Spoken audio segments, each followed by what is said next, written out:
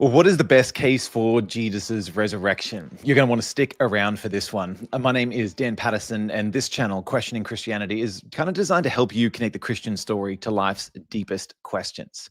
Now, the resurrection of Jesus, if it is true, if it really happened, is undoubtedly the most significant event in human history.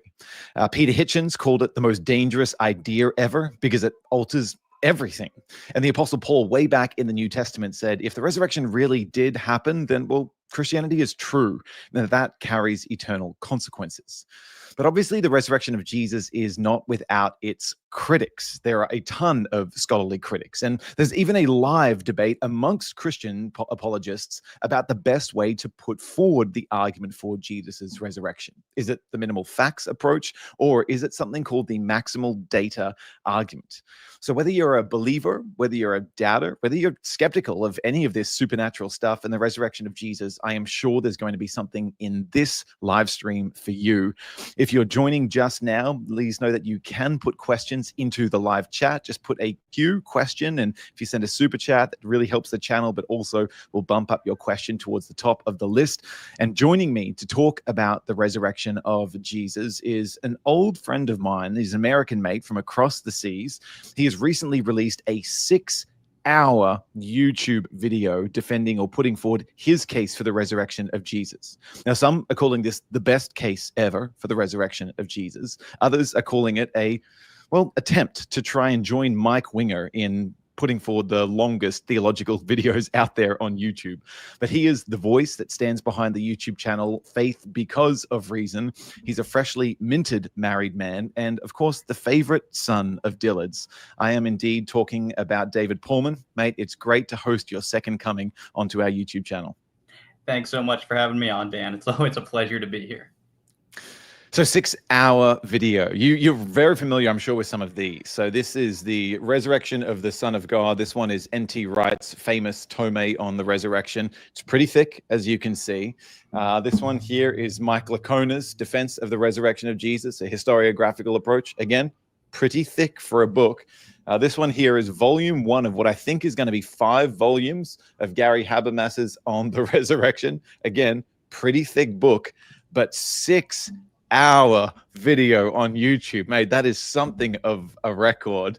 Tell us a little bit about what inspired you to put this together. It's a 51,000 word thesis. I think your script, basically what I think, Braxton Hunter, if you're watching this right now, you need to give him some extra credit, maybe a free master's degree. But for those of my friends that maybe aren't religious, maybe call themselves godless or secular or atheist or agnostic, and 6 hours, that's a long time. Why should they bother investigating the resurrection of Jesus with that kind of depth? Yeah, well, I mean, it's a good question, of course. I think one of the biggest motivational reasons is that the resurrection of Jesus, if it really happened, then that's a guarantee of eternal life for those who believe. And I mean, I know we don't like to necessarily think about the prospect that we're going to die someday, but I'm sure we all have those moments where we come to grips with that fact. And there's something scary about death. I think that most people, if they're honest with themselves, we just kind of don't like thinking about it that much because there is something scary about it. And so what the resurrection of Jesus does is it offers us a hope of eternal life, that, things don't just end at the grave. And just how significant that is, because this is, I think, one of the deep-seated fears of human beings, is the fear of dying. That should provide some strong motivation to look into a promise for an alternative, that maybe death isn't the end. So at least for me, that's a powerful motivation to be very interested in the resurrection of Jesus and whether it really happened.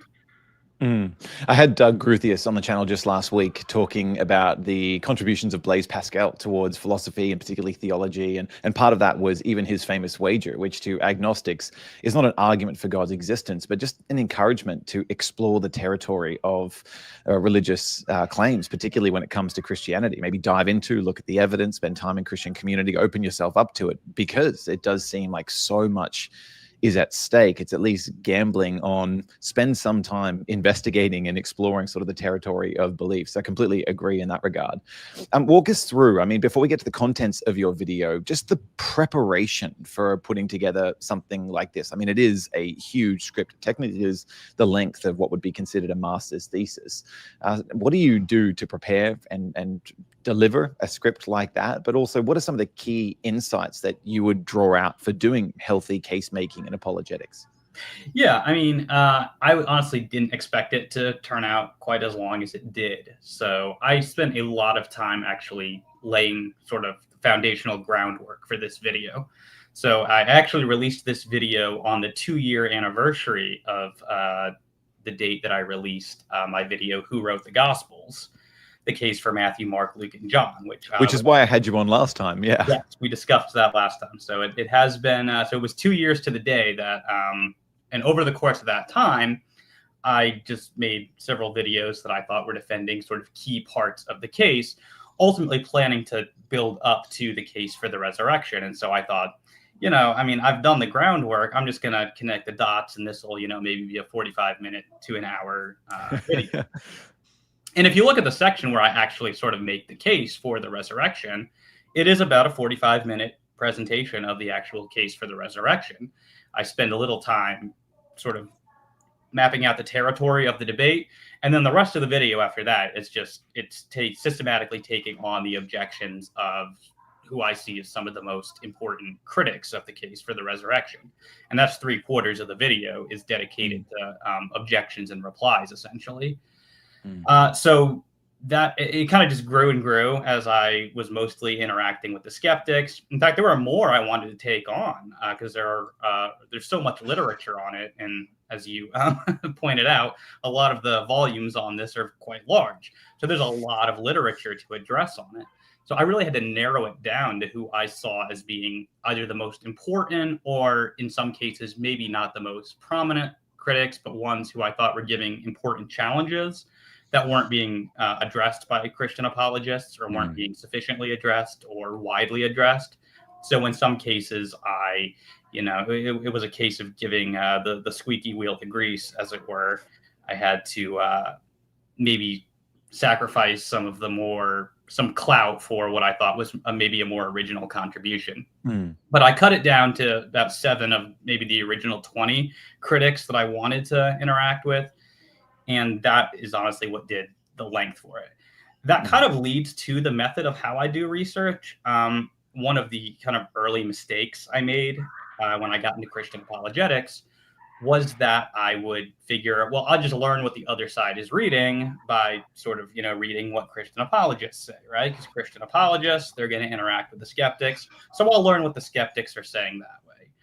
I learned the hard way that makes about as much sense as a skeptic only reading other skeptics and thinking that they're going to get an accurate picture of Christianity.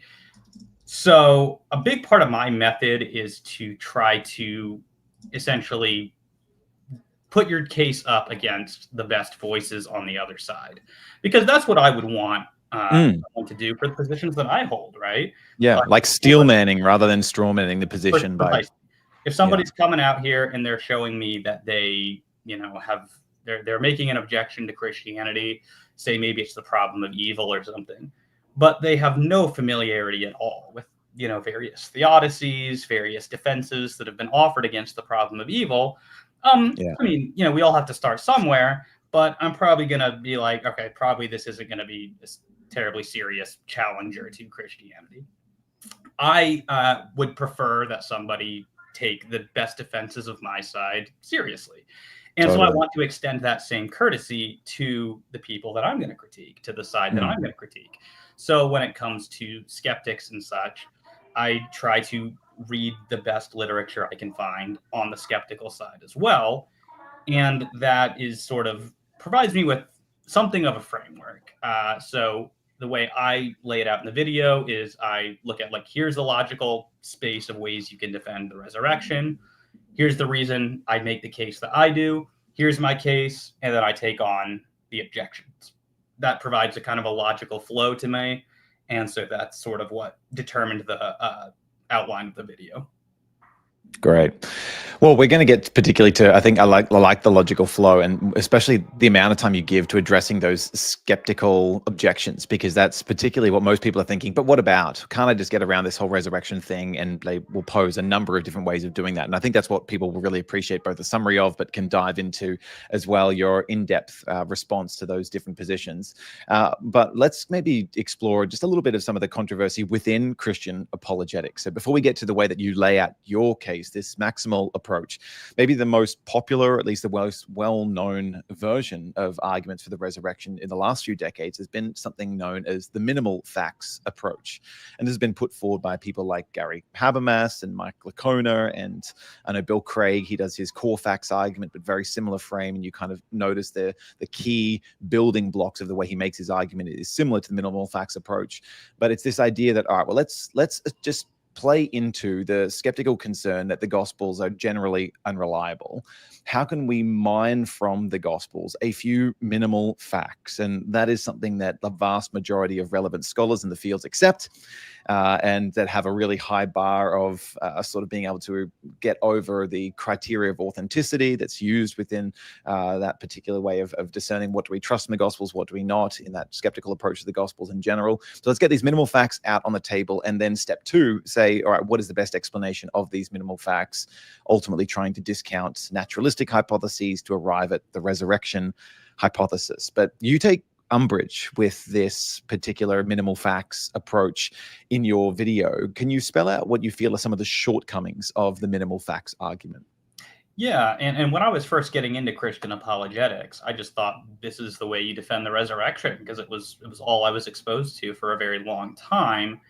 And yeah, it was really when I got exposed to the work of Lydia McGrew that kind of began inspiring some questions for me, because there was a lot in the minimal facts approach where I thought they were giving me more than they were actually giving me. So I was thinking, for example, when they said that, well, most scholars agree that there were, post-mortem appearances of Jesus.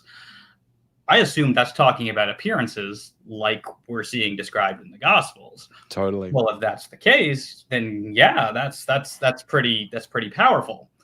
When I found out that that's not actually what the vast majority of scholars are granting, and that they're, by appearances, they can mean anything as vague as, a hallucination to an apparition to this, see-through, floating rainbow Jesus in the sky. I mean, things that would absolutely not indicate that a resurrection happened to me at all.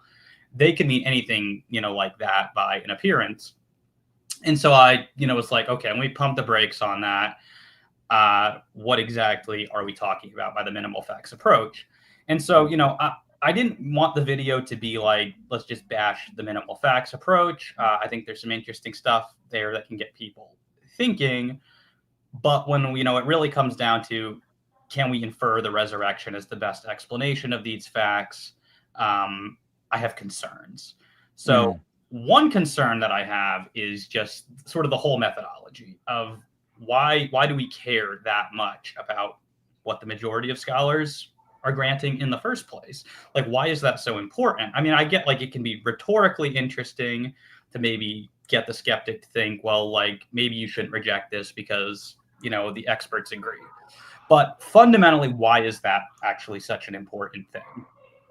Say to somebody who's like already knows the issues a little bit.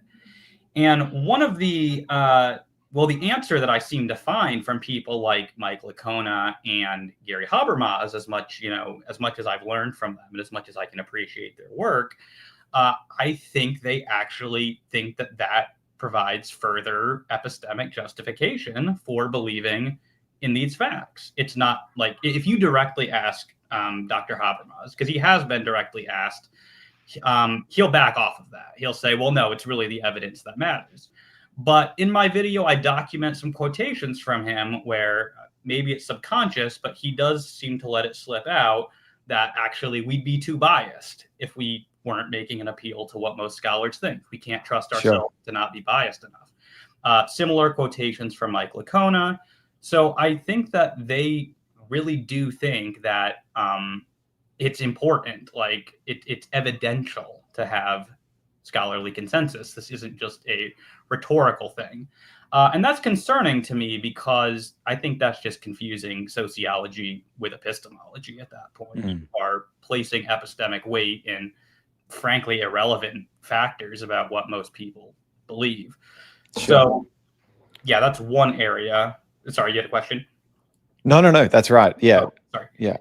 Yeah. So that's one area where I have some concerns about what is the motivation for insisting on scholarly consensus in the first place.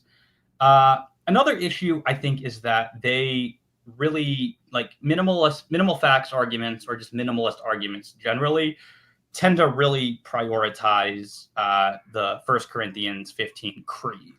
And the reason, and they prioritize that over the Gospels, and the reason for that is they say over and over is because it's so much earlier than the Gospels, and so they really like early material.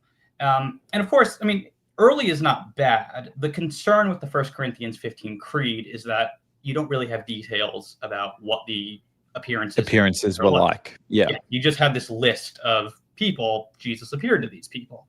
Correct. And am I right in thinking as well, even the creed distinguishes? So part of the early factor is you've got verses 3 and 4 that Christ died for our sins, that he was buried, that he was raised on the third day in accordance with the scriptures, that he appeared. That's the early creed. But then the list of appearances that comes after that isn't necessarily considered part of that same earliest creed. So you've got the creed that may date back within a few years of Jesus's supposed resurrection, but then this list of witnesses comes really with the addition of Paul there, which is early 50s AD. So you lose a couple of decades anyway, which pushes you much later towards the time of the Gospels writing anyway. Yeah, there's a little bit more of a controversial point. I'm even, just for the sake of argument, willing to grant the minimalist that the list of appearances is part of the creed, although you're right that there are some questions about that.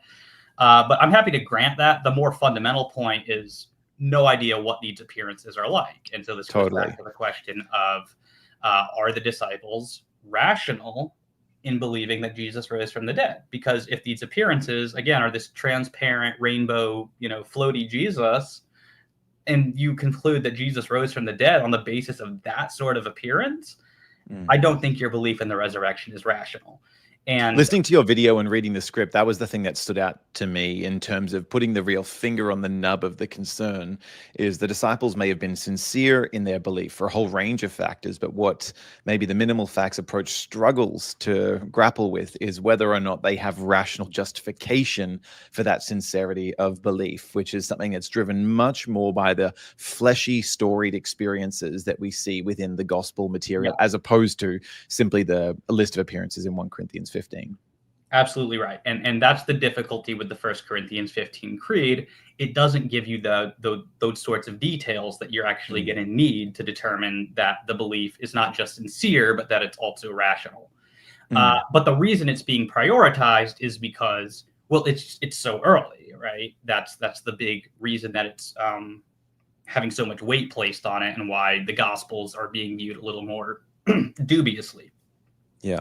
And I mean, that's kind of how I employed the minimal facts approach as well. I mean, similarly, I've been a follower of Jesus for 2 decades now, and you wrestle with these different cases and arguments. And I've done formal debates on the resurrection of Jesus against skeptical thinkers and scholars. And you sort of, it's an easy approach. Here we are. Here's the criteria of authenticity. Here are the minimal facts that pretty much everyone will grant. What is the best explanation of? But it really is in that step 2 of what is the best explanation of these minimal facts that you find yourself smuggling in details from the Gospels in order to exclude naturalistic hypotheses without necessarily then actually making the argument for why we can trust those details, when the vast majority of scholars that are more skeptical or agnostic will not grant the truth of that testimony within the Gospels. Yes. And as a side note there, if anyone wants to see a really good example of that play out in real time, as much as I don't particularly like Doug from Pine Creek, if you watch his conversation that he has with Gary Habermas on this issue, he does point out that Habermas has to keep appealing to various facts that are not minimal facts, to the point that Habermas gets really flustered and shuts the whole thing down. obviously, I mean, I feel bad for the situation that Dr. Habermas found himself in there, but it does vividly show that minimal facts arguments do have to start appealing to facts that are not minimal facts if they actually want to get to the resurrection. But yes, the substance of the criticism here is just that earlier is not necessarily better. To a point it is, but I'm ultimately a little more concerned with where's the information coming from. We don't really know where the 1 Corinthians 15 creed is coming from. There's hypothesis that, maybe Paul got it from, Peter and James when he visited them. It's possible, but it's speculative. We don't actually know. Because I make a case for the traditional authorship of the Gospels, I think we can be very confident on where the information in the Gospels is coming from. And so ultimately, if Matthew and John are from eyewitnesses, Mark and Luke are one removed, then how much later they are doesn't, like, in time, it doesn't matter that much, because you're getting this from people directly who are there or one removed from that. So the chain of transmission is what's a little more interesting to me than, how many years afterwards it dates. So that's something, yes, that's something I like to flag there, is that it's not. That raises a whole lot of questions that people will have, again, on a skeptical angle, and just to voice some of them. Well, the chain of transmission, you're then talking 2 or 3, maybe 4 decades. How reliable is the apostles' memory? I know I've done a video on that, but I know you've got content in here, actually, in consultation with David Gregg, another Aussie mate of mine, exploring what the sort of value of memory and how that functioned in the early communities, and what keeps apostolic memory alive and fresh and reliable, based on it being constantly retold and communities. So there's a lot on the memory side of things, but particularly the dating and authorship of the Gospels are 2 videos that people will want to dig into that you've worked on before, and we'll get to that in a minute, because there's a whole slew of videos that you have as sort of recommended viewing before you watch your 6-hour case. But I want to point in then. So we've talked a little bit about Gary Habermas and Mike Lacona and even Dr. William Lane Craig.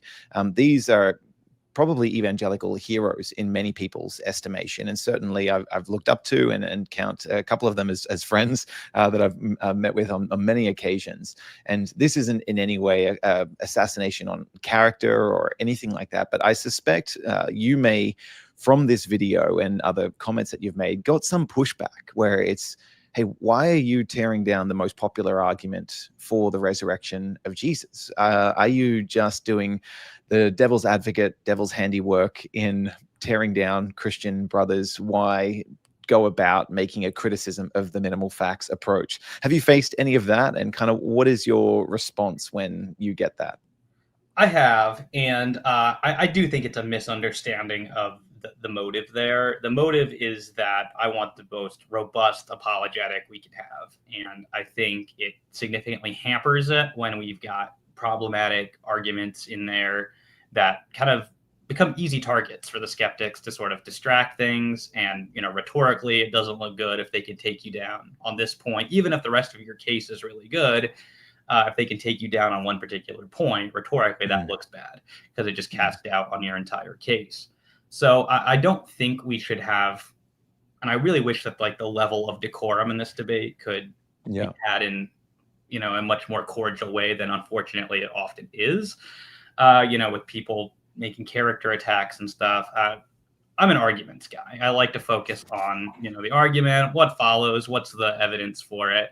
I don't like to get into the meta debate about motives and things, because that's just not that interesting to me. My honest motive in critiquing the minimal facts argument is, one, I think there's a much better argument on offer, and so I want to kind of direct people towards that. But more fundamentally, I think it becomes really important when you're discussing particular objections to the resurrection. And this kind of comes out in why I set it up from the beginning of my video, is because it becomes really important when we see how I begin handling some of the objections that we face later on. So, for example, when we are dealing with, something like hallucinations or were there guards at the tomb? These are questions that are not as pressing for my case, because just of the sort of premise it takes for granted, I mean, obviously I can argue for it, but within the argument, I'm taking for granted that the Gospels present credible testimony. So when I'm dealing with something like a hallucination, it's pretty easy to dispel hallucinations. I even have, quotations in my video from skeptics who agree, well, yeah, if you think the appearances are like they were in the Gospels, then, of course, that's not hallucinations. Yeah. Something like the minimal facts, you can't necessarily appeal to those details. Something like hallucination becomes more of a concern. Something like an apparition or an objective vision, these become much bigger problems for a minimal facts argument, because you cut yourself off from appealing to the details within the Gospels. Remember, empty tomb is not a minimal fact, so it's really harder to see from the minimal facts like why an apparition or an objective vision don't explain the minimal facts as well as the bodily resurrection of Jesus. Sure. And I mean, I won't name him here, but there's a relatively well-known apologist. I went back and forth with him for probably like about 4 days on Facebook over this. I finally pinned him down on this, and he agreed that, okay, I can't show you that the bodily resurrection of Jesus is better than, say, an apparition or an objective vision. But I think that, that's doing some work. That's at least I'm moving the skeptic a little bit, because I don't think most of them are going to want to appeal to an apparition or an objective vision. So I've done something there.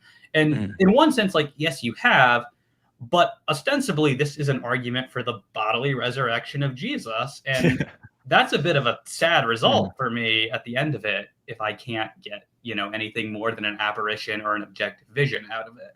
So, but yeah, I hope that answers that question. Yeah, and I really appreciate the motive there. And I genuinely hope alongside you that maybe the discussion is going to be a lot more charitable into the future around the best way to make the resurrection argument, because this is in no way an attempt to cast aspersions on a person's character or even necessarily their scholarship, but maybe they're just these blind spots or these weaknesses that can be better buttressed with a different approach.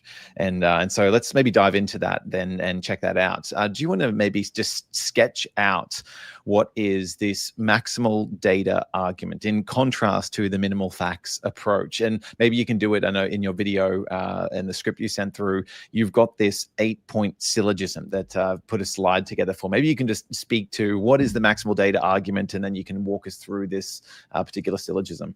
Yeah, so this is my particular version of it. Very broadly, a maximalist argument for the resurrection. And by the way, I should say up front, maximalism doesn't mean that you are appealing to all of the evidence for the resurrection. That's something of a misnomer.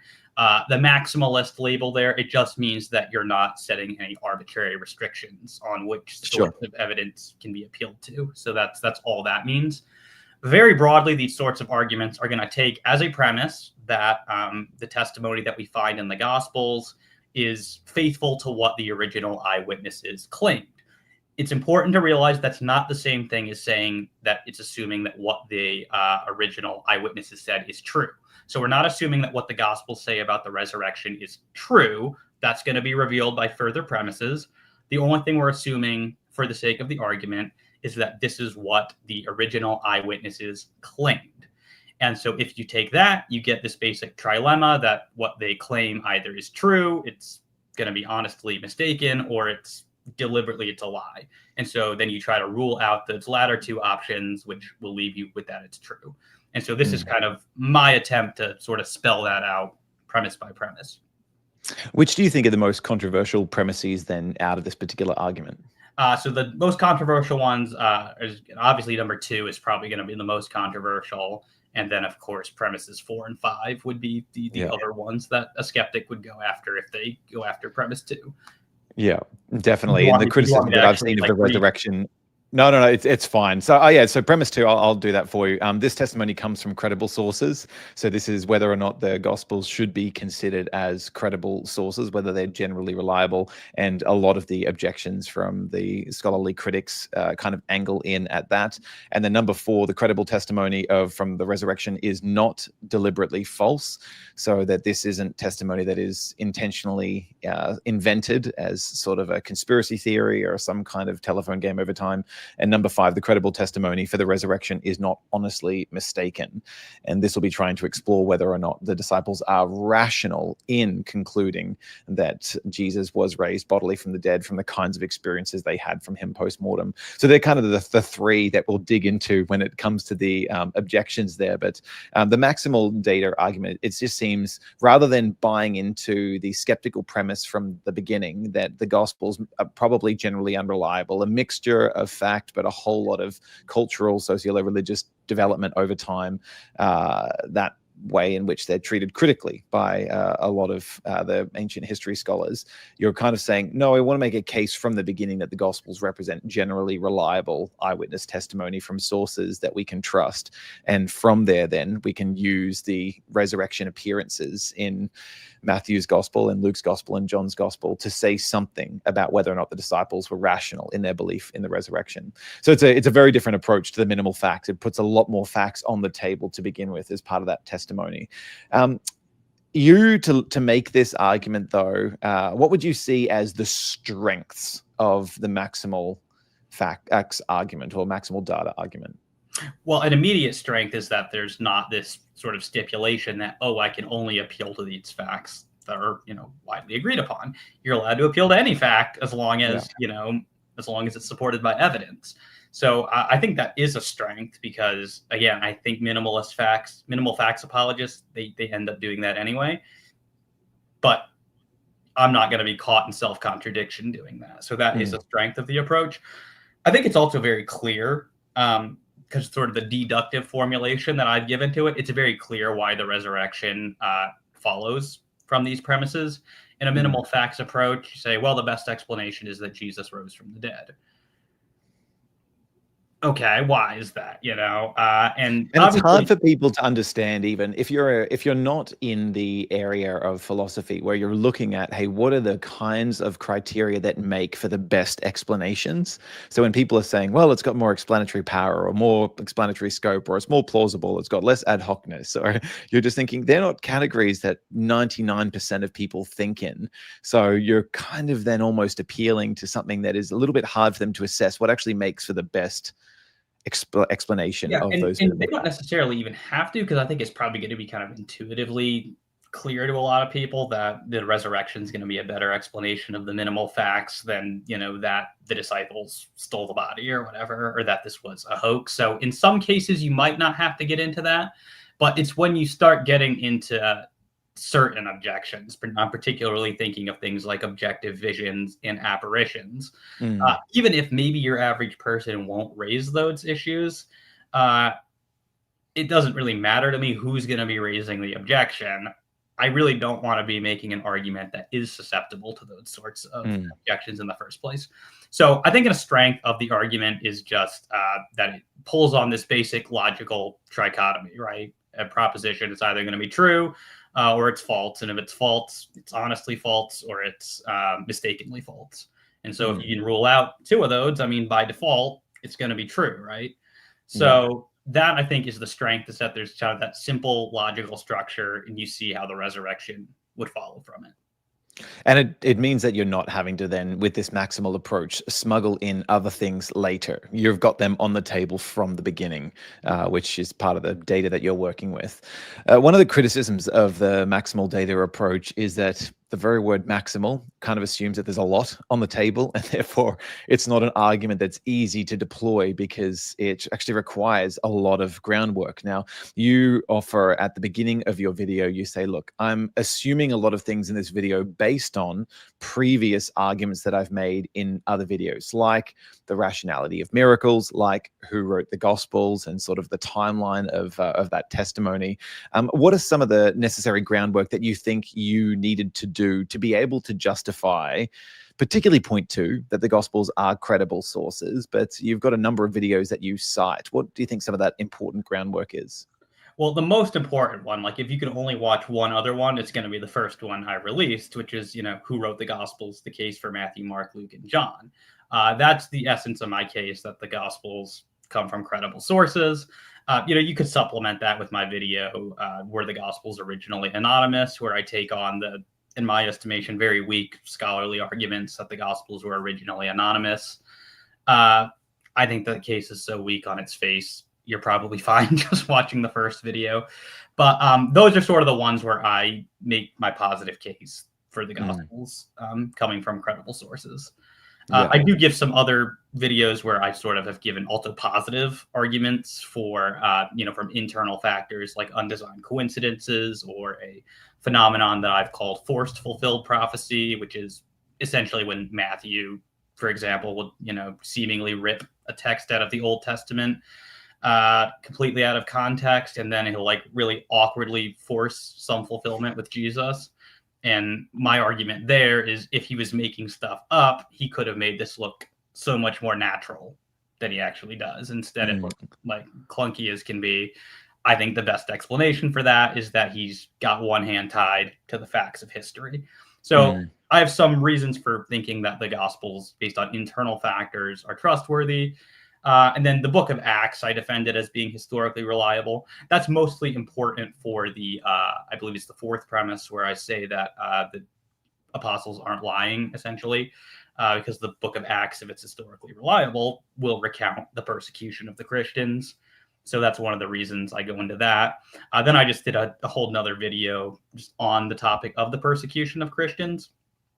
And lastly, I did a video basically taking on David Hume and objections to miracles. So there is a lot of groundwork that you lay there. The thing is, though, you don't necessarily have to like present it all in any particular setting, though. You can tailor the points you bring up to the person you're interacting with. And I mean, the minimal facts, it's going to be the same thing. I don't really see that the minimal facts has an advantage here. You can go down a bunch of rabbit trails on anything. It's just going to be different rabbit trails that you end up going down. That's kind of, and you'll do more defending in the back end in that regard, because if a criticism is brought in, you're trying to say, well, look at this appearance in Luke's gospel. This speaks against your concern that it's just an apparition. They're like, well, defend Luke's gospel. And then you're having to do all of that back end work to say, well, it's got all these marks of verisimilitude. And yeah, and I think you're going to have to do that anyway, because another point I make against the minimal facts argument is it really struggles to make sense of the resurrection, even if you can establish it. If you're not willing to offer a robust defense of the Gospels anyway, it's really hard to know what you should make of the resurrection, even if it happened, because you don't have the Gospels to kind of contextualize it. Correct. And we'll get to that objection because, some will say, well, if Jesus rose from the dead, so what? How does that prove Christianity? How does that necessarily even prove God's existence? Couldn't there be naturalistic explanations? Why assume, therefore, that Christianity is true? And so, yes, I agree. Without the socio-religious context of Jesus in the Gospels, I think there's a lot that's kind of missing there. Let's jump into the criticisms. Let's just say that that's a positive case laid out. There are a host of critics that you particularly cite, scholars who deny the resurrection. You've got Jesus mythicists like Richard Carrier and Australia's own Raphael Lataster.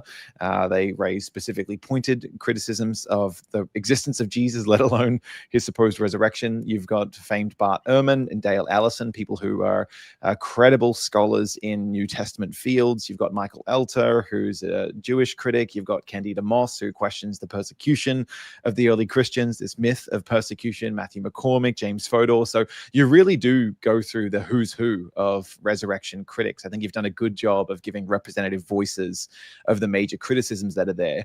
But you mentioned before that there are criticisms of the resurrection that you don't often hear Christian apologists being ready to give a response to. Before we dive into each one of these different critics and use them as a foil to raise maybe their most unique criticism, what would you think are objections to the resurrection that Christian apologists just don't seem very well equipped to respond to right now?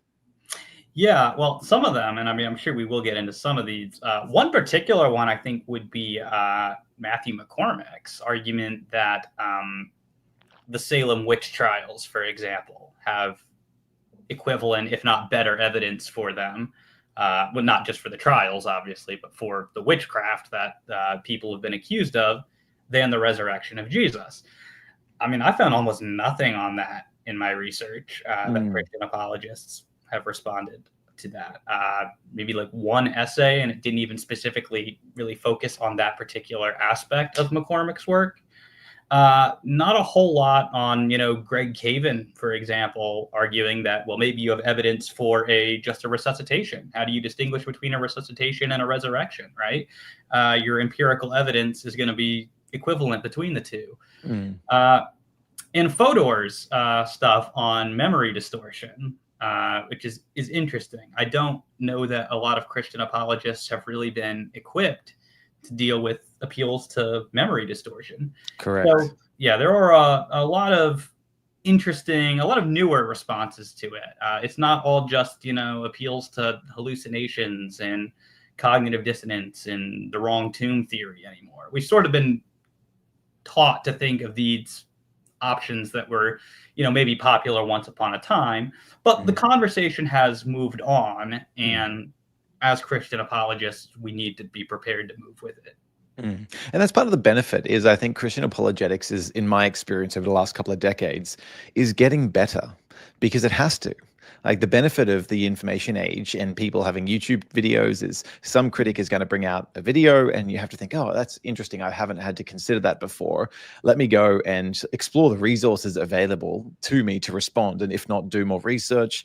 And it seems to be getting sharper and sharper with time if Christian apologists are careful to continue developing rather than just calcifying and making old arguments, which is another, I think, insight that I've really appreciated that you often bring to the table in how you present your work.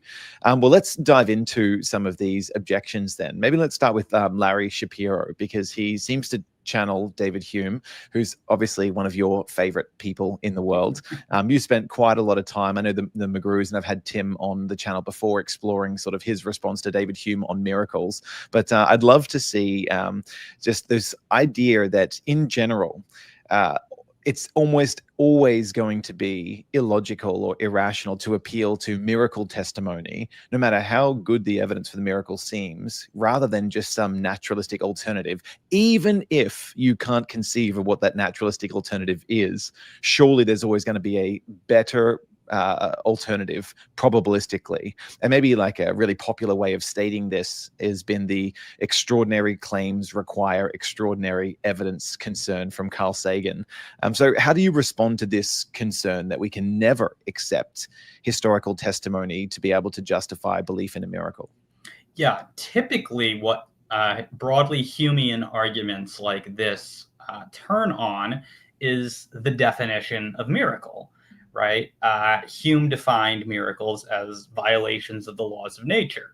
I've argued at some length in my video on miracles that that's actually an incoherent definition of miracles, but it's one that we should want to reject anyway. It stacks the deck effectively against the person who wants to believe in miracles, because whatever evidence you think you have for a miracle is being placed in competition with the evidence for the laws of nature.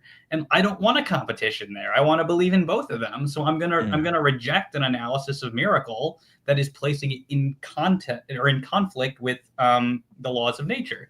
Similarly, Larry Shapiro, in his book The Miracle Myth, he defines a miracle as a maximally improbable event. Well, of course, if that's what you're defining a miracle as, then like no amount of evidence is ever going to be able to render a maximally improbable event probable or rational to believe. I reject that definition of a miracle.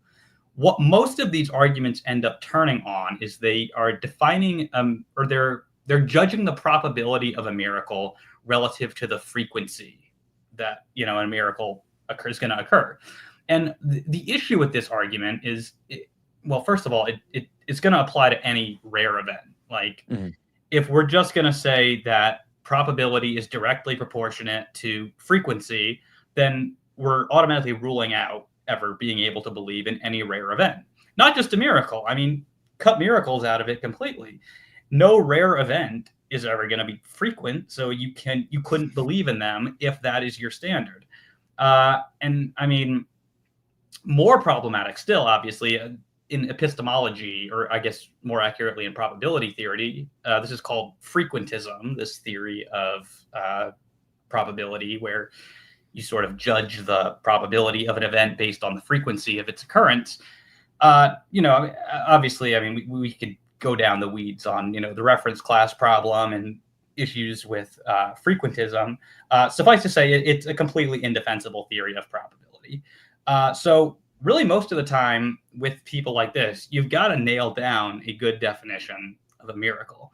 Most Humean arguments against miracles turn on an incredibly warped definition of a miracle that is in some way either going to try to determine the probability of an event based on its frequency, or they're going to try to define a miracle in such a way that they place it in competition with some other body of evidence that we're strongly disposed to accept.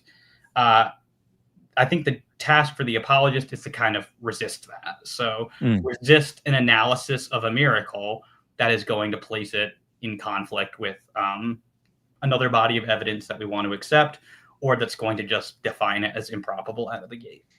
And this has been the influence a little bit of Enlightenment rationalism, and a lot of the Enlightenment skeptics was to give these ironclad natural laws and then to define miracles against them, rather than what people that were contemporaries of Voltaire or David Hume were saying, which is that, well, no, the natural laws are just God's normal operation of how he upholds nature. But when he wants to send a message, he does something special.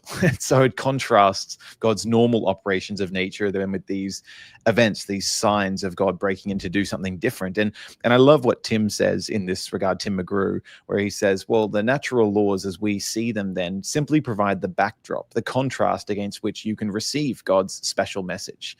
If there were no natural operations of nature, you never knew how babies were normally created.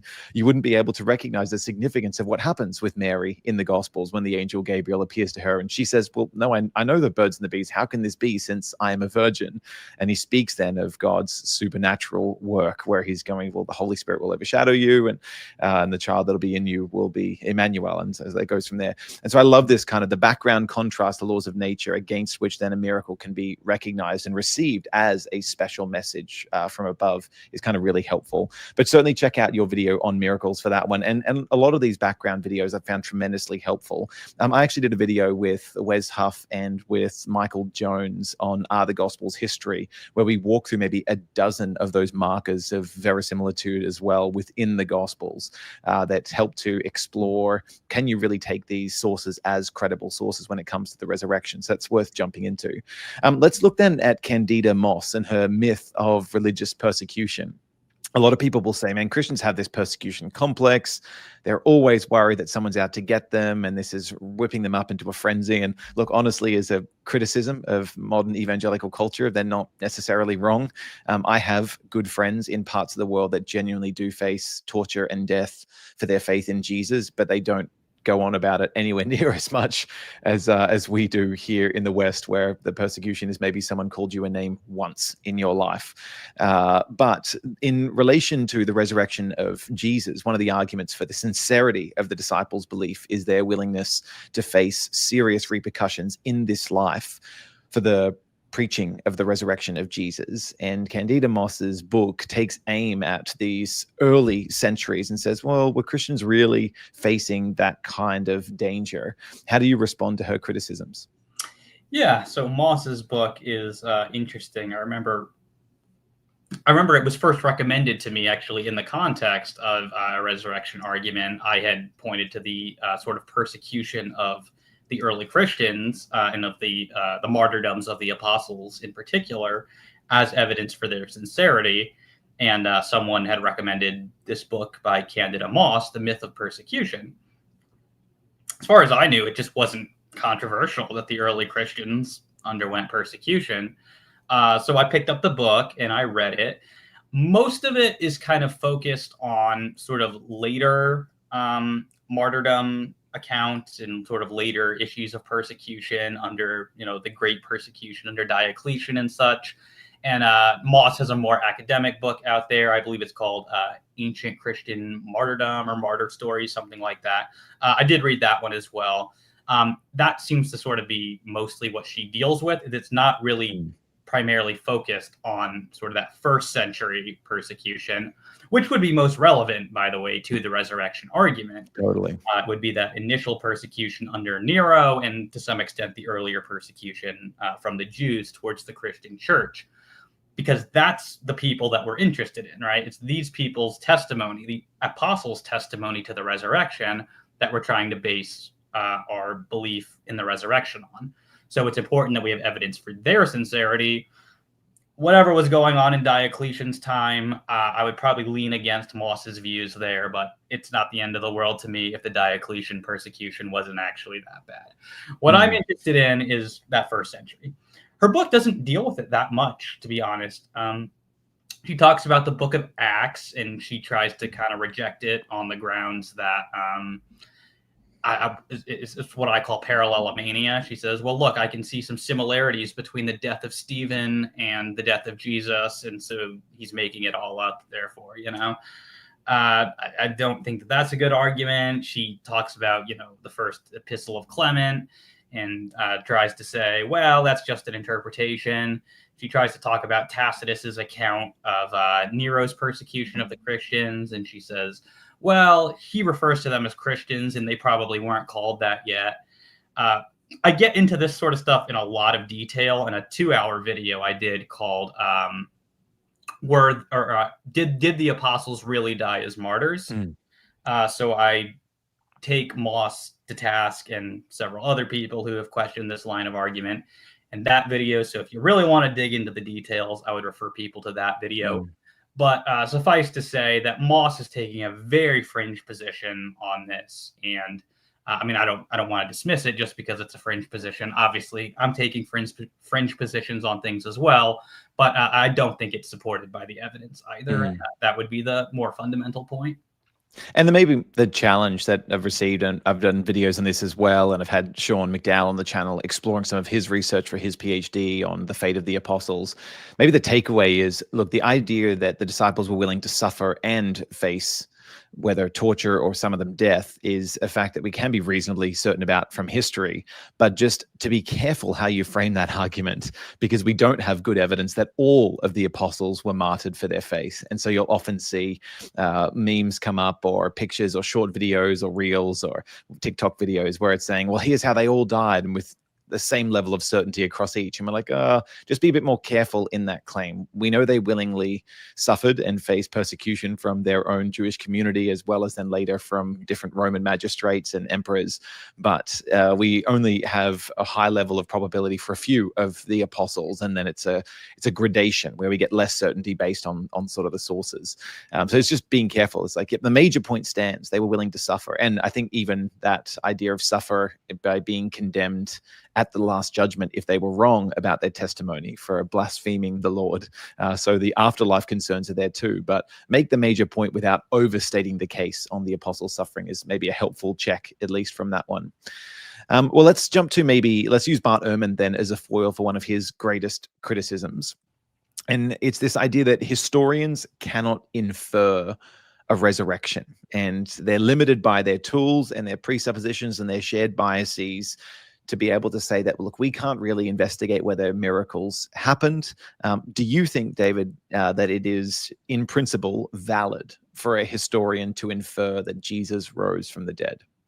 To some extent, it's going to depend on how you define a historian. So, you can have a stipulative definition of a historian where you're just going to say a historian is someone who, studies the past and cannot investigate miracles, right? If you want to apply that sort of stipulative definition, then fine. Is there a principled reason why a historian cannot investigate miracles? The answer is no. The argument that Bart Ehrman gives for this in his book is essentially to say that to infer a miracle happens, you have to depend upon a theological presupposition to do that. And not everyone shares that theological presupposition, so therefore you can't do that. It's a little hard to determine what exactly he means by that, but the interpretation, the best one I could come up with, is that he's making a point similar to one that Norman Geisler made in his criticisms of evidential apologetics, which is basically it's question begging to try to show that God exists on the basis of a miracle having happened, because if a miracle happens, that means God exists. God has to exist to do miracles. And it's such puerile reasoning. I mean, you can infer that the best explanation of an event is that God caused it, and so therefore it was a miracle. You're not presupposing that God exists. It's an inference to the best explanation where God is the explanation for the cause. Mm. So that's my main response, is I don't think there's a principled reason. More Mm. fundamentally, I can just grant the point. I don't really care how you want to define a historian. We can still investigate whether the resurrection happened. I don't care how you want to draw the lines about whether that qualifies as doing what a historian does. You can say it's doing philosophy, it's making an argument, it's just engaging in basically the practice of trying to determine what happened here. So it's kind of a trivial point as well. Mm. I like how Andrew Loke responds to this as well, in that he says, well, you don't even need to infer that it is necessarily a supernatural cause. So buying into Matthew McCormick's criticism, he says, you could just think that Jesus of Nazareth was crucified and that he was buried, but then some advanced alien race used a sarcophagus and beamed him up to be able to revive him, then beamed him back down into the upper room with the disciples. You don't need a supernatural cause. You could still have advanced technology and alien species explain the data. All you need to determine, was Jesus dead and was he alive? Is that the best explanation of the facts at hand, to at least start with? And that certainly does seem within the realms of a historian's purview, if you don't need a supernatural explanation to be able to grant just those two facts, that he was dead and that later he was alive again in another serious way. Obviously, you'd need to then draw in more context around what is the religious significance of the life and ministry and claims of Jesus that is this resurrection may give voice to, or his fulfillment of prophecy that he'll die and rise. But what's your response just to Andrew Loke's little I think it's a good point, and it is one I make in my video as well, is that, it's one thing to argue that the resurrection event happened. It's a second question, do we establish that this is a miracle? And I quote a passage from Mike Licona where he makes an interesting point that historians, it's actually not that uncommon that that they can determine that an event happened, but just, can't specify what the cause is. Like, for example, he gives the example of Charlemagne's brother, who, is known to have died, but there's some suspicion, was Charlemagne responsible for that, right? So there's some disagreement on the cause of the event. No disagreement at all that the event happened. So the moral to be drawn from that is that a historian can establish that something happened without, necessarily knowing how or why it happened. So similarly, we could infer that the resurrection happened, even if in our capacity as historians, we can't say that God is the cause of it. So that's why I say it's kind of a semantic point. I remember when I was doing a debate on the resurrection of Jesus against a sort of budding New Testament scholar who was at the time a huge disciple of Bart Ehrman, and he made this exact same line of argument. He said, look, as a historian, I cannot say what happened. Obviously, something remarkable happened, to which I just quipped, like a resurrection. And the crowd cheers and goes wild. It's just one of those fun moments in debate where it's just banter back and forth. But it just felt like such an arbitrary line that he draws. He's like, look, the data requires me to think something remarkable has happened, but I'm unwilling to say whether or not Jesus came back from the dead and actually genuinely was seen alive, let alone the reasoning behind it, simply because that seems beyond my purview. And it just never resonated with me, that sort of arbitrary line that's drawn in the sand there. Yeah, and I feel the same way, but more fundamentally, even if you want to draw the line there arbitrarily, then you're talking about something else. You're not like, and maybe take off your historian hat, put on your human hat, and say, well, you still need to make a decision. What do you think happened? Precisely. Yeah. The point is, it doesn't mean that we can't make a determination about it just because you want to arbitrarily say, well, that's not doing history. Yeah. Okay. Sorry, go ahead. Well, let's look at some criticisms then on premise 2 of your argument, which is that the sources that have the testimony about the resurrection are credible. Dale Allison raises this criticism, and it's a common one when it comes to resurrection exploration, because it's from Matthew 27, verses 51 to 53. I've got a video on this on the channel. I'm sure you've probably addressed it before as well. But Dale Allison raises his concern that, look, there's a zombie apocalypse that seems to be happening in the aftermath of Jesus's crucifixion, and the graves are opened, and then after Jesus' resurrection on the third day, they go into the holy city, Jerusalem, and start testifying that effectively there's all of these empty graves, not just one empty tomb, and that there's all these resurrections with a random bunch of ancient saints all of a sudden giving testimony to the gospel. He says, look, this is in one source, it's nowhere else. I've seen Alex O'Connor make the same concern. How can we treat that historically? Also, it's just so ridiculous, it seems beyond the realms of something that's believable. But that that is included within Matthew's gospel, surely that means Matthew as a source when it comes to resurrection stories is unreliable, because he's got earthquakes, he's got this happening, he's got the veil in the temple being torn in two, as well as Jesus' resurrection. If you do treat this as historical, that's wild. How on earth do you justify that belief? And if you don't treat it as historical, why take anything else Matthew says that seems miraculous and wild, like the resurrection of Jesus, as being historical? How do you respond to that concern? So in my video, I make 3 responses to Allison on that point. The first is to say, first off, blatant argument from silence, right? We're saying this didn't happen because only one source mentions it. It's just, so Tim McGrew has a really good article. It's called The Argument from Silence, published in Act Analytica, where he just goes through example after example after example of events that, seem significant and sometimes just aren't mentioned at all. We know that they happened from, say archaeology or something like that. In other cases, things that are not in doubt, but are only mentioned by one source, maybe are confirmed by archaeology or something like that. We have far too many examples of we know that the event happened through other means, but it's either not mentioned at all or it's only mentioned by one source. And so the moral to be drawn there is sort of our intuition about what another source should have mentioned, would have mentioned if it really happened. They're not that trustworthy. So it's a dubious business, as Tim would say. It's a dubious business to speculate about the author's motives for including things. So arguments from silence, particularly arguments from silence against evidence of this sort, I'm not a fan of those, largely for the reasons that Tim offers in his article.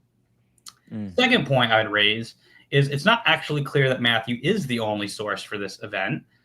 So in his book, Jake O'Connell hypothesizes that perhaps the Odes of Solomon is a second source for this. It certainly seems to mention something which sounds very much like the event. It doesn't appear to be dependent on any of the synoptic gospels. There's some controversy of whether or not it's dependent on John. He argues against that as well. But it's possible at any rate that we have a second independent source for this event having happened. The dating of the Odes of Solomon is also a bit controversial, but I don't hang a lot of weight on it. The point is, it's just possible. And then the third, probably most significant point I make in response to Allison is that I don't think the event would be as impressive and significant as he's making it out to be. Primary reason for this is that Matthew's very specific that these people are coming out of their tombs, and Jewish people, when they died, they don't end up in a tomb permanently. So you go in a tomb until your flesh decomposes, and then your bones are placed in an ossuary. So most dead Jewish people are not in tombs, they're in ossuaries. So how many dead saints do you have at this point that are going to be in tombs? It's probably not going to be all that many. So it's probably not even as it's not a zombie apocalypse, as you put it. It's not going to be all over. So it's not Abraham coming back. It's not Moses. It's not David. It's not Solomon. It's not these Old Testament saints from thousands of years before. It'd be people that would be more recently deceased. Yeah, and for all we know, I mean, it's only half a dozen people. I mean, Matthew's not specific on this sort of thing. So I don't think it's going to be as noteworthy an event as Allison makes it out to be. And so for those reasons, I don't think it's completely implausible that this event could have actually happened. Yeah, helpful. Well, let's look at another couple that maybe call the reliability of the gospel testimony into question. This one from Michael Elter, and he's again sort of a foil as one of his criticisms. He's got various, but he says when you look at the 4 resurrection stories, so treating Mark's gospel, let's just assume the later ending of Mark or longer ending isn't original, and so just finishing at verse 8. But then you've got Matthew and Luke and John. The details in these stories seems to either contradict or in no way overlap. So you've got very different stories that are being told that are there. The contradictions in the resurrection accounts, whether it's the women at the tomb, whether it's when they went, whether it's the stones rolled away, whether it's one angel or two men, or what they saw, did the contrasting details, these differences, represent a reason not to trust the gospel content. And this is in line too with how Bart Ehrman says he always gets his students to read all 4 gospels horizontally in a bid to help them realize, hey, I'm not sure these actually mesh together as credible overlapping testimony. What's your response to the contradictions in the resurrection accounts concern? The most significant point I can make in response to Alter and Ehrman on this is that differences are not the same thing as contradictions. And the vast majority of the examples that they want to give you are just examples of differences. For example, different lists of women that go to the tomb.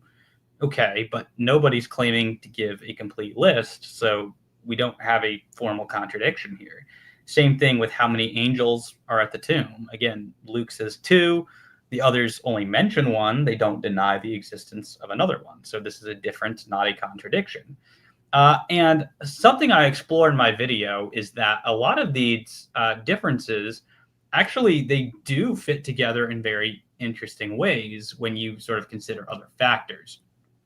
So one example that Bart Ehrman gives is of a big contradiction, and of course Alter is on board with this as well, is that in Luke we are told that the appearance that Jesus is going to appear to the disciples in Jerusalem. In Matthew it says that the appearance is going to be in Galilee. So, which is it? Well, what's really interesting is when you sort of read the account. So in Matthew we just hear that the disciples don't believe the women when they show up. So Jesus has to actually show up himself to convince them. We don't really hear anything about what's happening there in Luke. We're just hearing about the appearances in Jerusalem. Now, what's interesting is if you kind of look at the travel patterns that people from Galilee who are going to be pilgrims to Jerusalem this time of the year, you actually get the exact travel patterns that are required to make Matthew and Luke consistent with one another. You would have to get appearances in both Matthew or in both Galilee, as Matthew says, and in Jerusalem, as Luke says.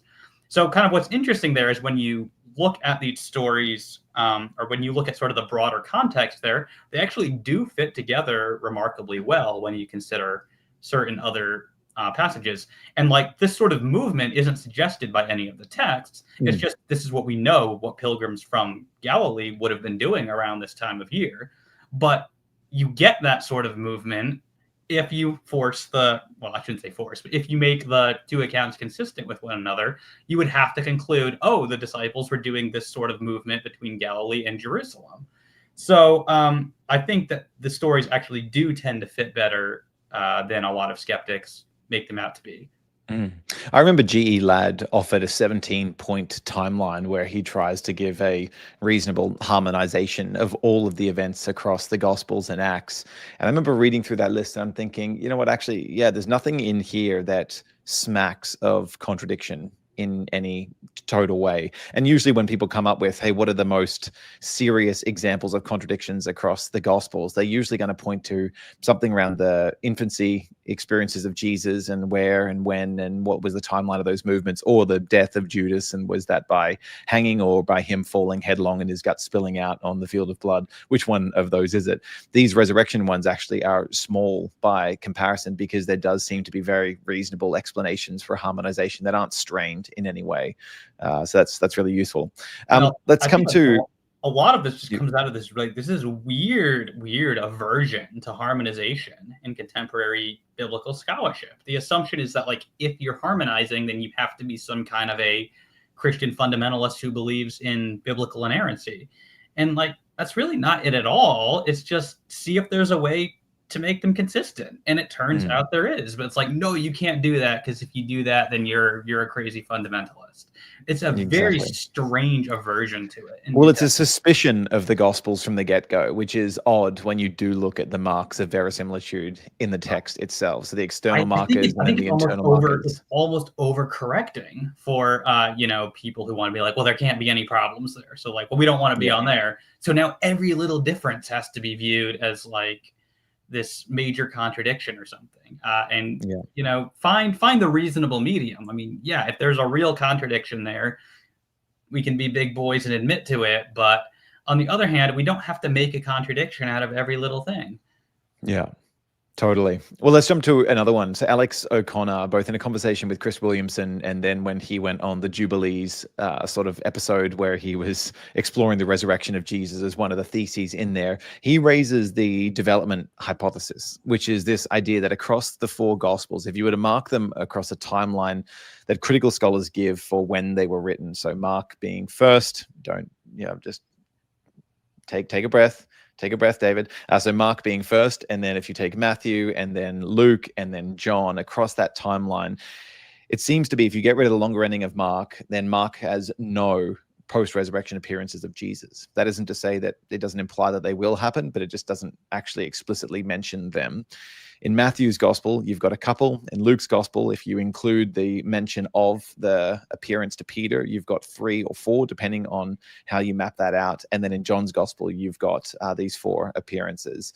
What do you do with that idea that it's really simple in the beginning? There's not really much that's stated, but the longer time goes on, you're seeing more and more outrageous details being added to the gospel. And Alex finishes with Chris Williamson by saying, and look, at the end of John's gospel, the most fantastical of all of the details that are there with 153 fish and everything like that, he finishes with this Doubting Thomas episode, which encourages you to believe without evidence. That's sort of how the conclusion kind of goes. What's your take on the development hypothesis that these resurrection narratives in the Gospels are just legendary developments over time? Yeah, so the first point I would raise, and I am more than happy to go down the synoptic problem rabbit hole and defend that I do not believe that Mark is the first gospel to have been written. I think Matthew is first, I think Luke is second, and I think Mark is third. So this whole argument is completely dependent on a particular, albeit popular, synoptic theory. So obviously for people like me, it's already kind of a non-starter. But admittedly, my synoptic theory is kind of, I don't know, if not fringe, then certainly minority. So let's grant Mark in priority. The whole argument begins just by, it's only considering one respect of the stories. It's just considering how many appearances. But if you sort of consider a broader range of things, the stories as a whole, you don't really get that neat progression. Mark is going to stay the simplest, but Matthew is the most impressive. You've got an earthquake. You've got an angel coming down from heaven. You've got the angel rolling the stone away. You have the guards being terrified and fainting like dead men. Matthew's resurrection story is far and away the most fantastic one of them all. It's got the most, I guess, like awe and majesty, and of course it's to be expected because that Jesus is the King is a theme of Matthew's gospel. So and rich Trinitarian theology, like he's the one that in the Great Commission has the baptizing in the name of the Father and of the Son and of the Holy Spirit. So if you're talking theological development, that would be up there as well. Indeed, Matthew's gospel is has got the most impressive resurrection story of a lot of them. Bar none. Luke, I think, has more impressive stuff in it than the Gospel of John. I mean, in John, you've got him getting the fish and stuff. You've got him coming through a door and things, okay. But in Gospel of Luke, you've got him on the road to Emmaus, where he's able to somehow disguise himself from being recognized. You got him able to vanish at will. I think Luke is even more impressive than John. So look at this. We've kind of got evolution going the wrong direction here. We've got it going from, well, we can put Mark at the beginning, say he's the simplest. But then you've got Matthew. You got a big old spike. You got Matthew as the most impressive, down a little bit in Luke, down a little more in John. So I don't see this nice, clean trajectory of legendary development, even granting the standard dating or standard chronology of the Gospels there. And the devolution, one that just threw me was it's just entirely absent considerations of Paul's mentions in 1 Corinthians 15, because there in the early 50s, you've got 6 appearances of Jesus, right? Yep. 6, including 1 to the 500, which is not then written into the Gospels. And so if the Gospels represent legendary development, why would they not include the most fantastic of those appearances from Paul's mention to over 500 believers? And certainly, why would you devolve away from having male-only witnesses, which is what Paul recounts in his case for why people should believe it, than to having female witnesses playing a more significant role as time goes on. Again, it seems like a devolution when you consider the value of their testimony in religious matters at the time. And so, yeah, I've never found that to be an impressive argument as soon as you dig into the details. And what I propose is that what we're actually just dealing with, and as we're dealing with different preferences and emphases of the different authors, that fits much better with the kind of sort of jumble we find in terms of how impressive each account is. So if we're going to take gradual, a gradual sort of trajectory of impressiveness as evidence for legendary development, it seems like we should take the reverse by this logic to be evidence against that and in favor of that we're just looking at the different preferences and emphases of the different authors. Totally. And I've got this graphic, which I put up on my timeline maybe a month and a half ago, where it's, if you take together all of the sources from 1 Corinthians 15 and then from the 4 Gospels, it seems like you've got these at least 11 different appearances of Jesus. And you're starting to see then the different representations of to whom and to where and under what conditions and what happened. It's just a really sort of helpful to fill out that picture. Acts 1:3 saying over a period of 40 days, he appeared at many times in many places, sort of that period of time where he was resurrected before ascended. Let's jump then to Raphael Lataster and Matthew McCormick, who both raised this concern that, okay, let's say that the testimony of history does point to Jesus of Nazareth being raised from the dead or coming back from the dead. Why think that's miraculous? Why think that that proves Christianity? Why not just assume that maybe Jesus had, as Raphael Lataster puts it, an unknown biological marker that brings about resurrections or sub-in alien technology? How do you actually get from the idea that Jesus was raised from the dead, he was dead that then is alive again, to the Christian concept of the bodily eternal resurrection of Jesus that proves Christianity true? Is that an invalid or irrational step? Yeah, this has always been kind of, it's not that it's wrong for the skeptic to raise this point, but I think it's significant. I don't know of anyone who thinks that Jesus was just sort of naturalistically raised from the dead. I don't know of anyone who believes that. So I think that kind of tells us something about how plausible that position is. I mean, yes, it's in the logical scope of possibility, but I think this kind of it's intuitively a very implausible position. And well, let's not stop at intuition, though, right? Why is that? I say it's because of the specific context that's surrounding the event itself, which, I mean, this could be a bit of an issue for if you're running a minimal facts argument, right? Because you maybe aren't allowed to appeal to some of the surrounding context there, because that might not be granted by most scholars. But that's certainly not an issue for the maximalist case, where we're sort of taking the Gospels as holistic sources. Jesus specifically predicts that his resurrection is going to occur, and that this is going to be the one sign that he truly is revealing God. The sign of Jonah. Yeah. Correct. And we have all sorts of, special things about Jesus, right? He's this exorcist. He's this miracle worker. He's he's making these divine claims about himself.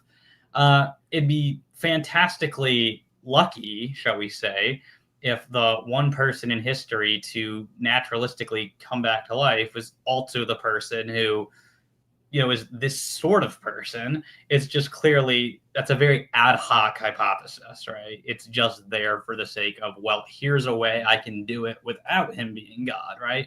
But there's nothing about the situation that would independently suggest that Jesus had this magical gene that could, bring him back to life. Totally. Like that. None of these are like demonstrably better explanations than that God raised Jesus from the dead.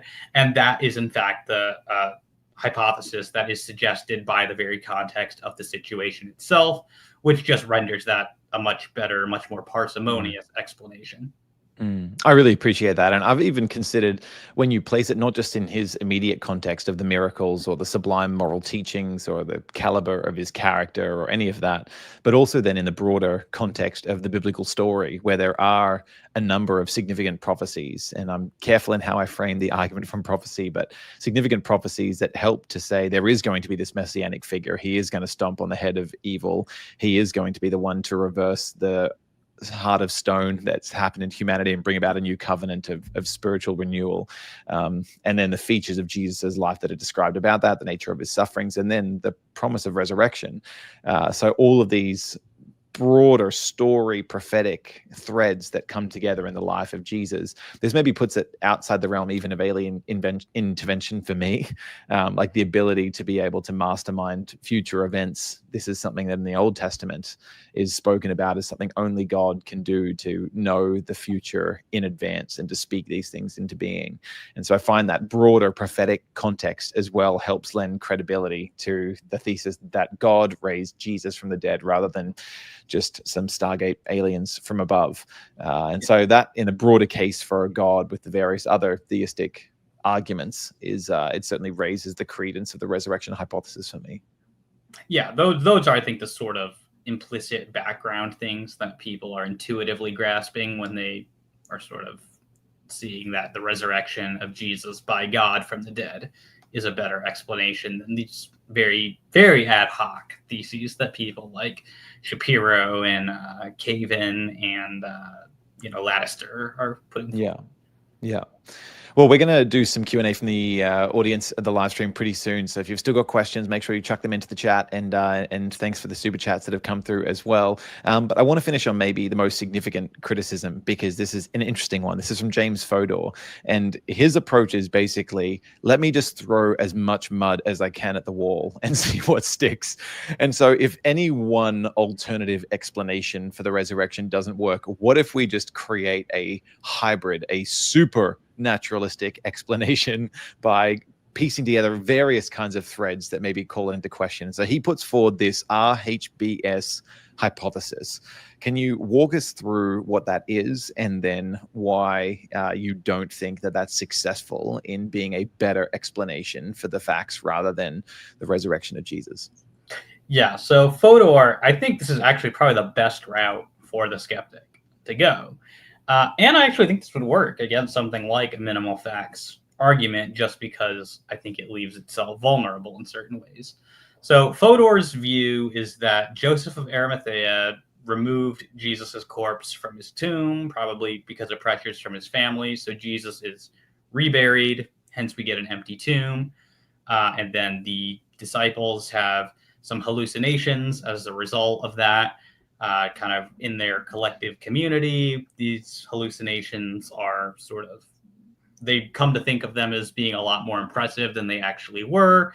And, over time, their memories are distorted to the point that what we're reading in the Gospels is what they actually believe they experienced. But that's, been heavily distorted by various sociological and factors like that to the point when they were actually written down. That's, in a nutshell, Fodor's hypothesis. And how would you respond to it? Yeah, so I think it all depends. It all really hangs on, can this level of memory distortion happen to like this many people? And he gives, I get into the weeds of it in my video. He gives 5 different examples of, studies in psychology that, show sometimes we can get false memories. Sometimes this can even happen pretty easily. And so he thinks that's enough to render this, plausible. I frankly don't. The examples he's giving, it's typically kind of easy to see where the errors could be coming from. It's usually it's like an as seen on television kind of thing. People are asked about things they saw on television, so we don't have the personal connection to the events. So most of the examples to me don't look like they come even close to crossing the threshold that you would need if you're going to say this sort of memory distortion, for what we're reading in the Gospels, is people actually believe this is what they experienced when it wasn't anything like that. I don't think that his positive case is anything like enough there. More fundamentally, I think there's actually a very good case for the general reliability of memory. And I also think we should just have a strong presumption in favor of the reliability of memory anyway, because whether you realize it or not, just about everything you believe depends at some level on memory. So it's a dangerous business calling memory into question on a wide scale, because that's going to provide an undercutting defeater for a lot of your beliefs. So if we have a high presumption in favor of it, I think we've also got a good empirical case that memory is just generally reliable. But more significantly, there's particular types of memories that are shown to be largely immune from the sorts of distorting factors that Fodor is appealing to. Mm-hmm. And these are called either flashbulb memories or maybe more generally personal event memories.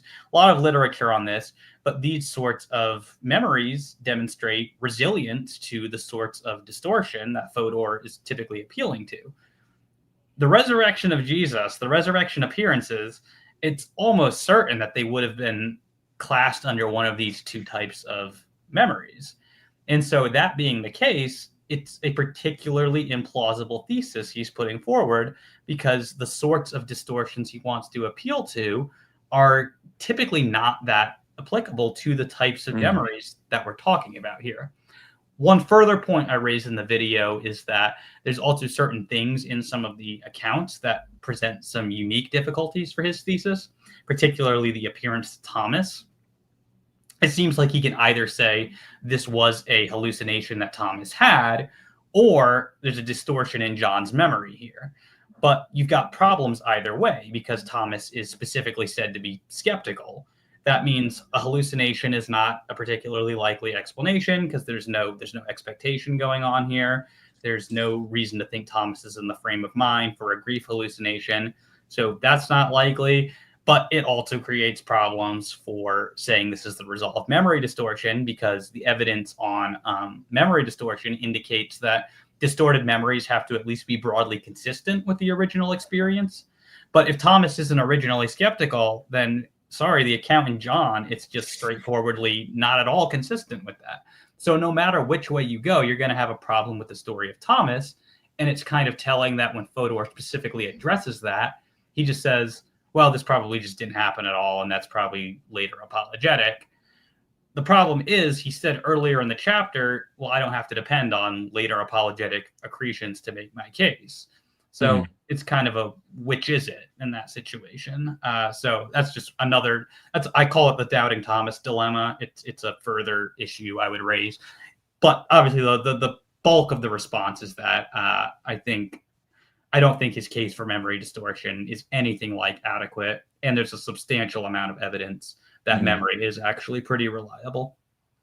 Yeah, I think I did a video maybe a month ago, actually, just exploring some of this evidence. And I read through David Gregg's work when it comes to the role of memory in the work in 1 Corinthians 15. He's from here in Australia, did his PhD work on that. So it's definitely worth checking out that as well, just because he just explores what are the features that we understand about memory, what makes memory more or less reliable, and what are the specific conditions, particularly. And in the video that I put together, I just think you're looking here at kind of the concern that what the Gospels represent is the end result of a telephone game process, where the story is told from one person to the next, to the next, to the next, and that, eventually it just develops and becomes more legendary and more ridiculous by the end. But if the arguments that you lay out for traditional authorship are true, and I think part of that it results with the dating of the Gospels as well, then it's not that you've got it being told 15 times down the line and people's memories distorting it all the way down. It's like, no, you've got the originals, and whether or not their memory is credible is on the basis of, well, what was the nature of the experience in the first place, and who was present, and how well then when they discuss details, are they correcting one another or challenging one another? Have they just experienced this and then not talked about it for 3 decades? Or is that memory kept fresh and alive from constant, therefore, retelling to be able to make sure that there is a clear connection there? And I mean, you just got married, mate. Imagine if I tried to convince you that a leprechaun appeared on your wedding day and came down from the roof above. There's some ridiculous features of that just aren't ever going to be part of the retelling of your wedding day, as memorable as that experience is going to be for you. So I think it's the specific conditions rather than the general concern that are really important in assessing that value. So definitely worth people diving in. I wanted to ask you, going back, a question on the sort of, all right, how do we know it's not just a resuscitation rather than a resurrection in the tomb of Jesus?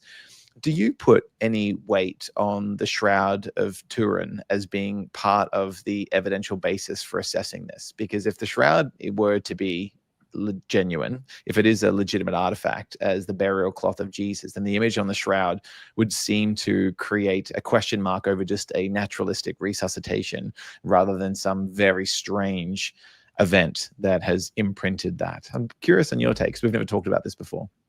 Yeah, so I will confess that the Shroud of Turin is not like something that I've given enough study to have anything like an informed opinion on it. I know David Falk from Ancient Egypt in the Bible.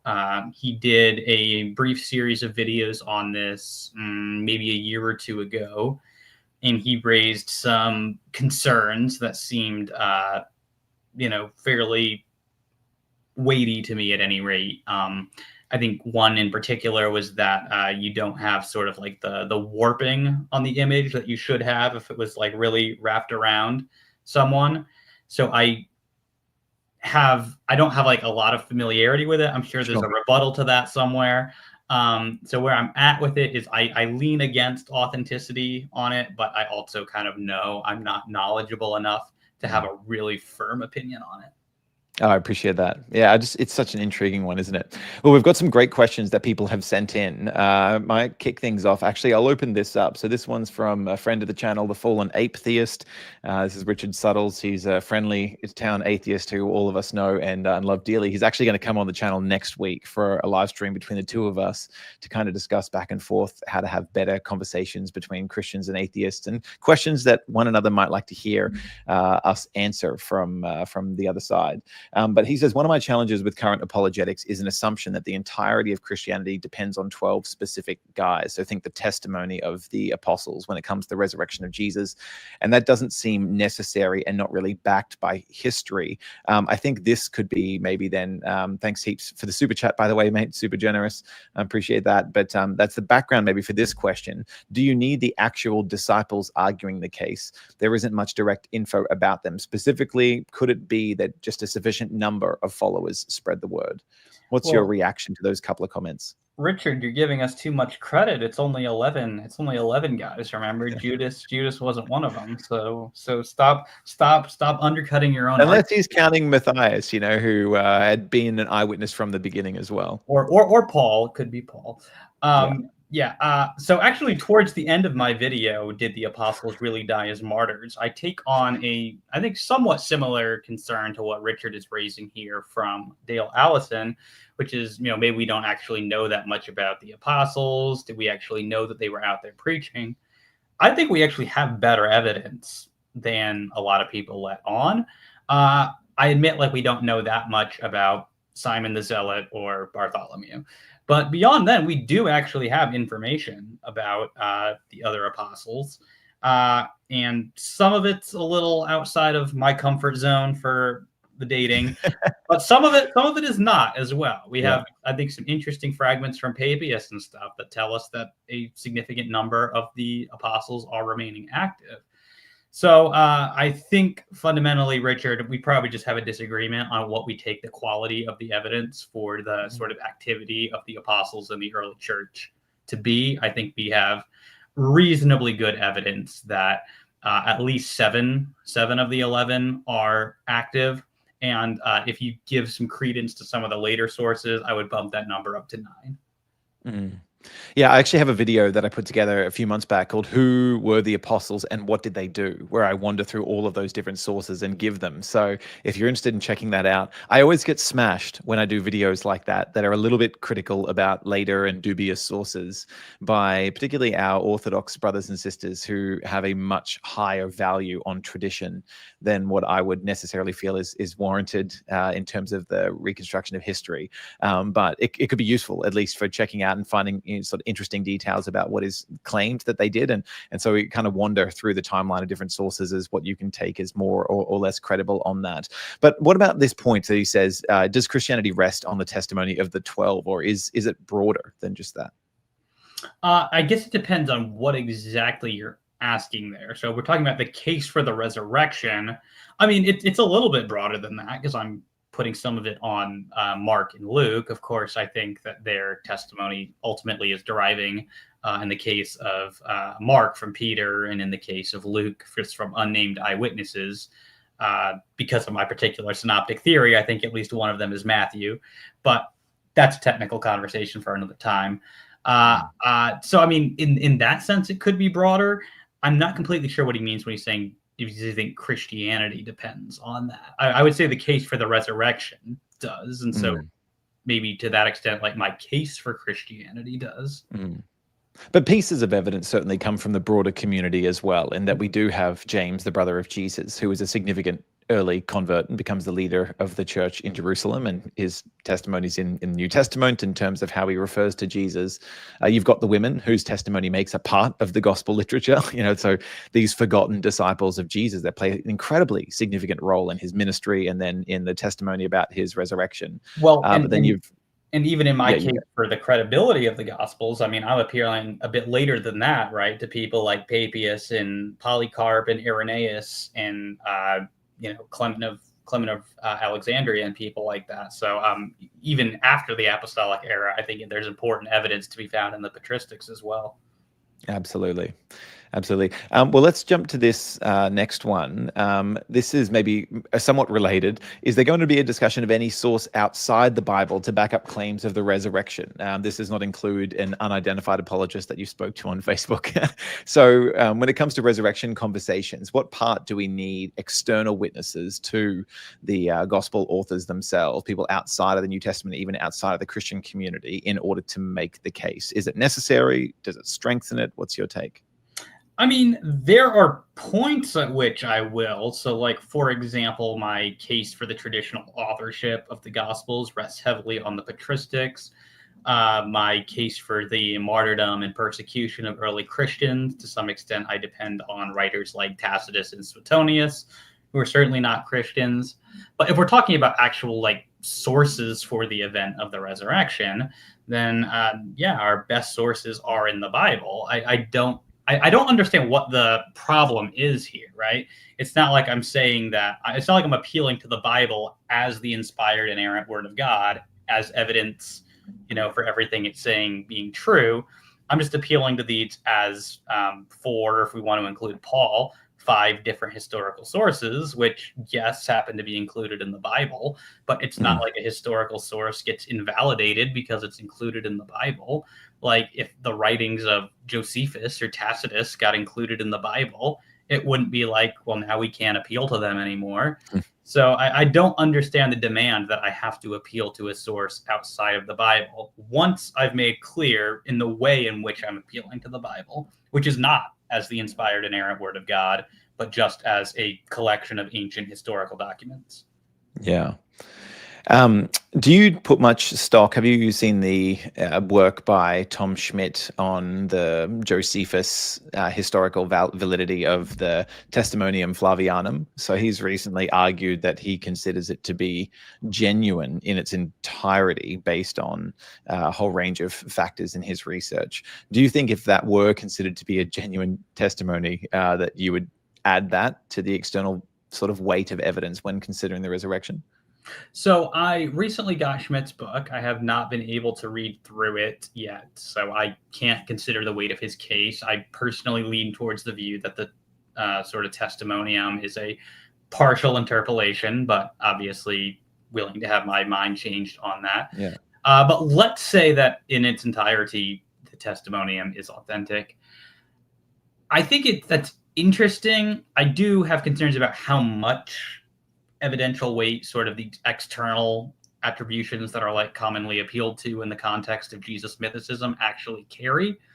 And the reason for that is just that we don't necessarily know where they're getting this information. Correct. And it could just be what they're hearing claimed by the Christian community. It seems very plausible on the basis of, for example, the gentleman's name is escaping me, but it seems very plausible that they could be getting this information just from other Christians.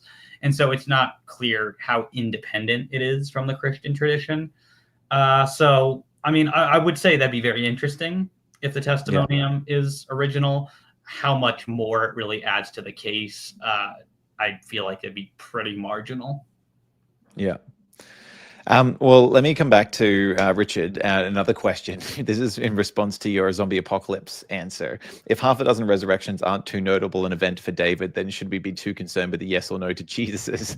And I think this kind of tongue in cheek, obviously, but there's something to this in the sense that what is the difference in quality? I mean, Jesus himself, there's 3 accounts in the Gospels other than Matthew 27 where we see him performing resurrections. So the widow's son, you've got Jairus's daughter, and you've got Lazarus.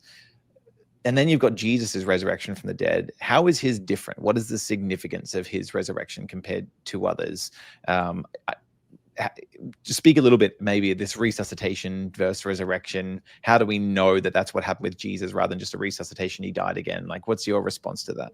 Yeah, so that's one point I was going to bring up. In the first case, we're not actually dealing with resurrections in the case of these other people. We're dealing with resuscitations, miraculous ones, but there is a qualitative difference there nonetheless. Maybe just to hit Richard's question here real quick, maybe I shouldn't say that they weren't exactly notable. I don't think they were as notable as Dale Allison is making them out to be. Was the key point there. So it's not like so shocking that it's not mentioned in the other Gospels, for example. That's the main point. So obviously, it is a noteworthy event that you have other people raised from the dead. As for how we know that Jesus's resurrection or Jesus being raised from the dead was a resurrection as opposed to a resuscitation, again, I appeal to, we can still argue it's a miraculous resuscitation, even if it's just a resuscitation. And so from there, I think that still gives us evidential confirmation of the truth of what Jesus is teaching. But Jesus taught that he was going to be resurrected. So a miraculous resuscitation, in this case, is still going to actually be evidence for a resurrection. And then you can make the point that people like Richard Swinburne have made that Jesus, after he is raised from the dead, has these sort of unique abilities to, walk through walls or teleport. So Jesus definitely demonstrates some unique abilities that he didn't have prior to his crucifixion. And so that should at least raise our credence that we're dealing with a resurrection and not just a resuscitation. Oh, that's helpful. Well, let's maybe finish then with a couple of just questions around your video in general. The maximalist argument that you set forth, obviously you do it in contrast to minimal facts in the sense of you feel like it's got superior strengths. It's not vulnerable to the same kind of weaknesses as the minimal facts argument. But where do you think the maximalist argument is most vulnerable?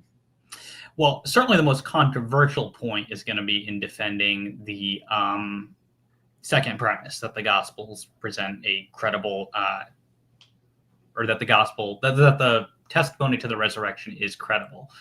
I don't know that that's necessarily a point of vulnerability, because I think that that's an eminently defensible point. Perhaps the vulnerability in that, though, is that it could seem like you have to do a little bit of work to make the connections to how this is leading to the resurrection. For example, I did a debate on Trinity Radio a couple of years back with Godless Engineer, and I presented essentially the same argument I presented in my video. And like most of the debate was just both of us going back and forth on gospel authorship, and people were complaining in the comments like, I thought this was going to be a debate about the resurrection. Why are we just debating, did Matthew write Matthew this whole time? It is related, right? But I think to some people it could seem like you're not addressing the issue. And so maybe to some extent the minimal facts argument, it can be clearer to people that it's talking about the resurrection of Jesus and not chasing bunnies, So I think that could be a potential vulnerability, not in that I think it's a weakness of the argument, but in that it's a potential liability in terms of keeping people's interest in the argument. Yeah, that was super helpful. And I think in terms of the value of this, I mean, it's a 6-hour video, but it's got thousands of views already in the first couple of days. So obviously it's making a splash. Well done on that regard. What do you hope the video will achieve overall? I just want to move the conversation forward, and that's generally just been the purpose of my channel. There's a lot of apologetic material out there, and especially in like the YouTube sphere, that is sort of kind of repackaging. To me, it feels like it's repackaging what everyone else has said in the world of apologetics. There's not anything wrong with that necessarily, but I feel like there's plenty of work being done there. I would like to move the conversation forward. I don't think that there's been a lot of interaction with people like, Robert Caven. There's not been a lot of work or a lot of interaction with Matthew McCormack or James Fodor. So I want to move the conversation forward. I want to, just have the two sides talking to each other. And I mean, to some extent, I am also trying to popularize some of the more scholarly work, or at least work that's neglected, and bring it to a bit of a wider audience, because there's a lot of material that's buried out there in old books, or there's just stuff that people are never going to read. I can get some of that material out there in the YouTube space and maybe get people talking about it. So I guess the twofold goal is to, popularize material that I don't feel like is talked about enough, and then also to try to make my side of the aisle talk with the skeptical side of the aisle, and maybe we can get some progress that way. Totally. And I think one thing I've really appreciated about your contribution over time is just, look, don't just follow trends of what everyone else is doing, but try and actually contribute something meaningful. Challenge your own team where you need to try and create a better version of the Christian argument, but also steelman the opposition. Don't let people get away with weak straw man arguments that don't actually represent, and therefore don't actually persuade someone from the other side. So trying to put forward a careful case that genuinely can help people work through their concerns, their doubts, the things that trip them up. I really appreciate about your work. So thanks for that over the years. And if someone's watching this and they think, well, look, I've never spent a lot of time on the resurrection of Jesus, or maybe I've read a couple of apologetics books for and against, and I'm sort of not convinced right now. I don't know where to sit. Kind of a little bit where you were with the Shroud of Turin. I'm not sure what to make of this. I haven't spent a ton of time, but I've got some concerns. What would be your encouragement for them? How should they respond to this sense of doubt towards the resurrection? Yeah, well, not to go into full preacher mode here, but I think that there is something to be said for seeking God. So if it's something that you are interested in, I think even, as long as you are not like 100% certain that God does not exist, there's something to be said for, just occasionally praying that, God, if Christianity is true, if Christ did rise from the dead, that God would, reveal that to you. Now, I'm not saying that God's going to reveal that to you through, your own resurrection appearance of Jesus or something, but God, I do believe, could guide you. And so if this really is as important of an issue as we're saying, there could be something to be said for potentially seeking God out through prayer and seeing where he would lead you through that. Obviously, I've got recommendations of reading for days if people want to. Some of that, of course, is going to depend on people's reading levels and things like that. But I think just as a good general purpose piece of advice that could be for everyone, pray. So helpful, mate. Well, everything that David's been talking about today, you can find over on his channel, Faith Because of Reason. I've got a link down in the description on YouTube, and I'm sure you'll be able to track him down on the other social media channels as well. His 6-hour video is actually really worth watching. Now, I did it. I listened to all 6 hours. I confess I did it at 1.5 speed, which at times was a little bit too fast, but I really wanted to get through and to be able to draw out the nuggets. And I hope people have been able to just get some of the fruits of your labor in this shorter conversation, but I'd encourage people to go and back and watch the whole thing, including his back catalog of videos that lay a lot of the necessary groundwork for this maximalist case for the resurrection of Jesus. Dave, any parting message that you'd like to leave with everyone? Thanks everyone for tuning in and listening to me and Dan nerd out on the topic. I hope it was worth it. And thank you, Dan, for having me on. It's always a pleasure. Oh, mate, it's my honor, definitely, to host your second coming on the channel. Hopefully we'll have many more in the future. We've got a ton more great topics to consider, and just really value the way that you carefully think through these issues and really contribute something to the conversation. So if you've made it to this far to the end, please do check out the rest of what QC has to offer here at Questioning Christianity. Go subscribe to the channel. I'm going to let you do that right now. Click the bell.